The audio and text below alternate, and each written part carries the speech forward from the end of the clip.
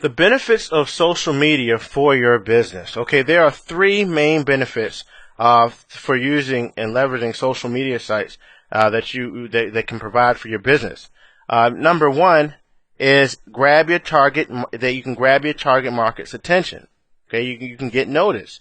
Social networking sites they're going to let you set up different groups around different subjects or subject areas or businesses. Okay, now with like Facebook and MySpace, different independent musicians and bands back in the day with MySpace were able to take advantage of the interactive natures of the site, and they would be able to get their product out there. They were able to get their music out there, and they found that they could attract sort of a following of people by posting clips of their audios or their latest songs and updating their fans and their concert schedules. And entire bands have been built leveraging the MySpace system. Okay? And this has been a huge hit with teenagers and 20-somethings who came to the site to learn more about the bands, and they were kind of looking for the next hot thing.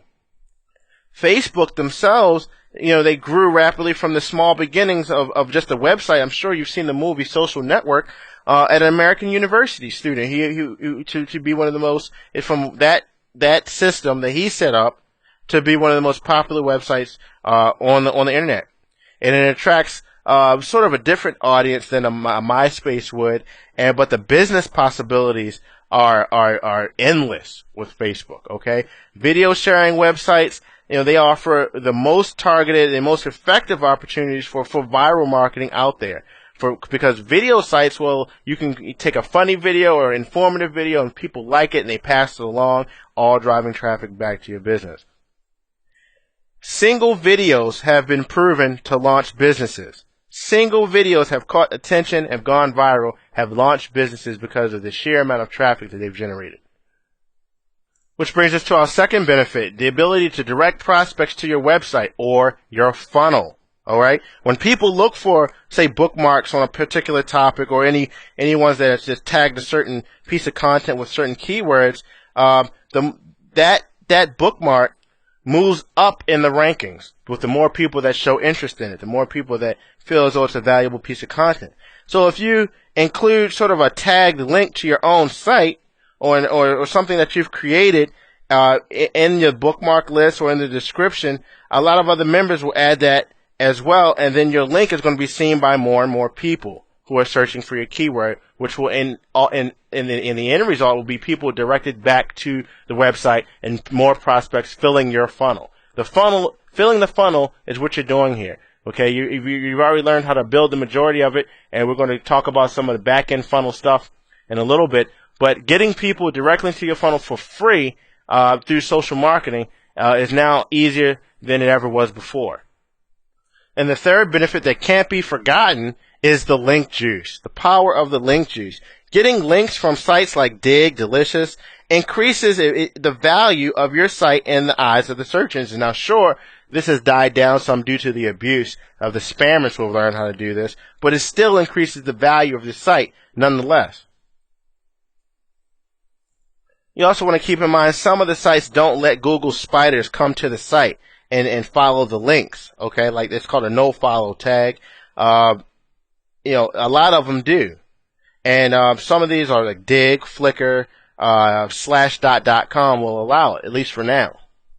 So overall, there are many benefits to using social media for your business, but those are some of the main ones. The key to succeeding with social media as a weapon in your marketing toolbox is overall to respect the rules of whatever site it is that you're thinking about setting up a campaign on. Okay, respect the rules and respect the community.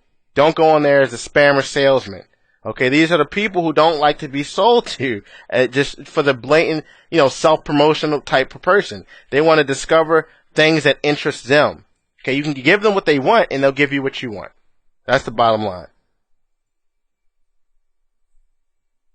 If you can contribute to the communities in a useful way, give them, with interesting topics, interesting content, and generate just solid material or media that they would find interesting and willing to pass on, the sky's the limit. Sky's the limit with the way you use social bookmarking or social media in a way to benefit your business. Now, one of the easiest ways that you can go about and learn what where your market is, and learn about the various sites, and to see whether or not your market is using them. If you want to see if your market is on one of the photo sites or one of the video sharing sites, things like that, start with blogs. Okay, a lot of bloggers will have a little sidebar on the side with links to their various accounts on the social networking sites. So you can do some reverse engineering and see what they're using. So you can click through and then check out what they're doing on those social media sites as well. And a little recon won't hurt, and it'll go a long way for you setting up your own social media campaign. So to find the blogs where your market is hanging out, the first thing that you want to do is go to Technorati. And that's located at technorati.com. Okay? And then you see here, I put this search in for golf swing. And we're going to click blogs. We want to find blogs that are pertaining to golf swings.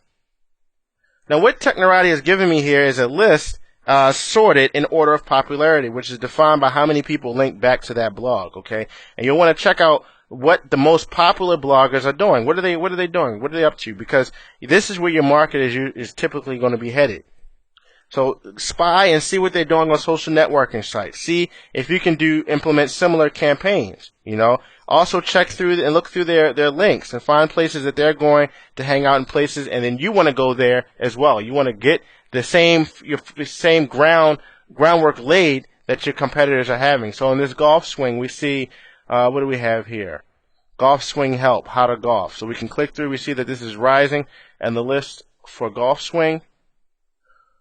Okay, so we're on the site, and we see that he has some AdSense stuff going on here. He has some Amazon stuff on the side. He has an RSS feed. You may want to apply something like that. Let's see here. You say to promote your blog. Well, we've just found another spot that he's using to promote his blog. So you could click that, and it appears to be an AdSense revenue sharing system that he's using for his blog. So that's one other social resource that you may not have known about just by spying on the competition. Another interesting thing you can see here at the top is he's leveraging Twitter. Okay, he's leveraging Twitter right here, and you can follow him by clicking on that. And it takes you through to his golf Twitter. It's called Golf, what is this? Golf Swing Help Guide, the Twitter, and it has the 33,000 followers. So he has 3,000 people who are looking for help with golf swings in his, who are following him on his Twitter account. Is this valuable information to you? Do you think you could set something up similar to this? I mean, you've just gone through one link and you found a competitor, a successful competitor who has a solid base of followers. You see their blog, how they set their blog up. You can see their tweets that they're using. They're pretty much just giving out. I mean, this guy's just advertising on his tweets. He's just sending people through to ClickBank products, the digital products. Okay, so there's no real value. I'm not going to say that, but it would take some further investigation. But at first glance, these appear to be all links to products, and he's probably making a good amount of money with that. But you easily can go in to Technorati and just spy on your competitors' blogs based on the ones that are ranked and doing well.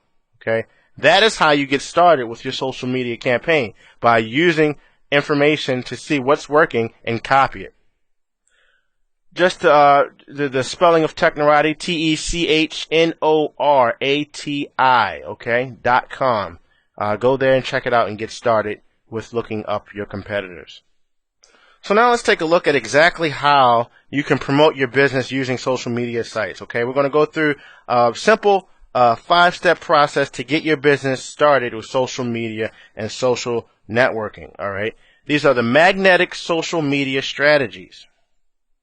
Number 1 is to create a profile for your business on these social media sites. Okay, set up a user profile for your business at the majority of the big players. Okay, the major community social networking sites. So target sites that cater to your market. All right, as well as general sites like Facebook and Flickr.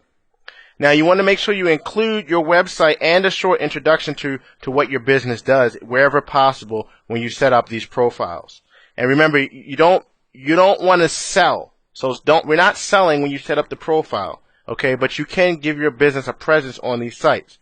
We're going to sell later. Keep the information informative. Okay, keep everything informative and have the mentality of give, give, give. Okay, give value, give information. Just keep giving. Now, once you've set up your profile, you want to do a search across the site and find, number 2, you're going to locate related groups and users. Okay. So basically, when you're on the site, just enter in the keyword into the search bar for that particular social media site and find the other people, users, and groups out there that are related to the keyword. So I put golf, golf swing, how to play golf, things like that. Then you want to, number 3, join these communities. Join communities related to your business. Okay, add yourself to the communities that all share sort of a common feature with the business by just requesting these like-minded people as your friends. So spend some time checking out what types of conversations and discussions are going on, and then you just want to go through and in these communities and join in the discussion wherever you have the chance to, and try to get a feel for the pulse of your market. I can't tell you how important this is. We found countless products that were developed just based on common problems that people were talking about in the marketplace, and you can go and position yourself as a solution later by creating informational products that solve these problems. Okay, so you definitely want to join the communities. You definitely want to build a batch of friends that are your target market. Then you want to, number 4, provide value. Then suggest your product or service. Okay, it's important. I keep saying this over and over again because it's that important. When you join these groups and you're entering discussions with other members, your core audience, keep your sales pitches down to a bare minimum. Okay, in social networking, the people who are successful don't hard sell anything. All right, they instead they get their name out there onto the web. They build relationships with potential customers and business owners. And when you post on your blog or a social networking group, your focus is then on providing value, information, and expertise. And that's the kind of content that's going to get people interested in you and get them interested in your business. All right, then the sales will follow. Magnetic social media strategy number 5, track your results. It sounds like a no-brainer, but I can't tell you how many people don't track the results of their social marketing, so they don't know if it's working or not. You need to measure the success of your campaign. There's a lot of tools out there. One of these is FrogLoop, and it tracks the success of a Web 2.0 campaign, and there's dozens of them out there. Nonprofits use this one because it gives them the ability to kind of estimate the cost and the return on investment and all that kind of stuff. So you may want to check out frogloop.com, or you can just Google in Web 2.0 campaign tracker. Okay. And finally, this lesson here will probably make or break you in all your social marketing efforts. You need to learn how to post attention-grabbing content and then lead them to your funnel. Okay? If you can master this, you can master getting as much traffic as you want from social media. Now, what do we mean by this? I'll give you an example. Look at this title here. This is a title of a piece of social media content. This could be a title of a video, title of a post, a blog post, anything. Buy my iPad ebook today. All right. I don't know how many people are going to click that. You know?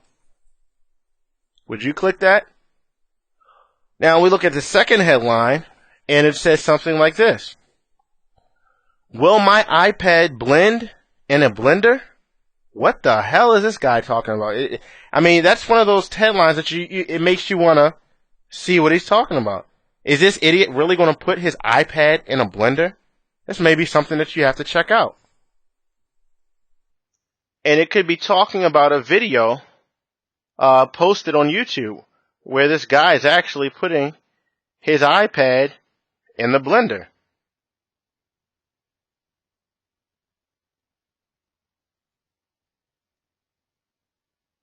Let's take a look at this. He's going to take the iPad, cracks it. Man. Sad day for that iPad. Look at that thing. Puts it in the blender. And he's going at it. He's blending it. And eventually all the silver and the plasma from the screen with a little water added. And yes, the iPad will blend. And he dumps it out. 10 million people have seen this video. Alright? If you had an electronics product, if you had an iPad book, if you had an iPad ebook, or anything related to iPads, you can use this as a lead-in. Alright? The lead-in is a catchy title that says, "Will my iPad blend in a blender?" And then you could say this was a blog post. And say, "I can't believe this guy," you go into the story about, you lead up to how the guy is testing to see if it'll blend in the blender. And that's one way to get rid of the iPad if you're fed up with not being able to do yada, yada, yada. And then at the end of that, you say, "For more cool iPad tips and tricks or hacks that you could do without putting your iPad in the blender, check out my site, iPadhacks.com, iPadwhatever.com. You've effectively used a piece of social media. This is why YouTube gives you the embed links. You can embed those videos anywhere you want. Okay? You can use that media, and now you can leverage that to position your product. And it makes it a more clickable ad. A more clickable title. Look, which one would you click? Buy my iPad today? This guy's selling something. Or, will my iPad blend in a blender? Alright? The point is, you've gotten a funnel, you've gotten an entire, just a slew of people coming into your site, coming to your profile on the social media site or wherever it is, and you didn't even have to create the content.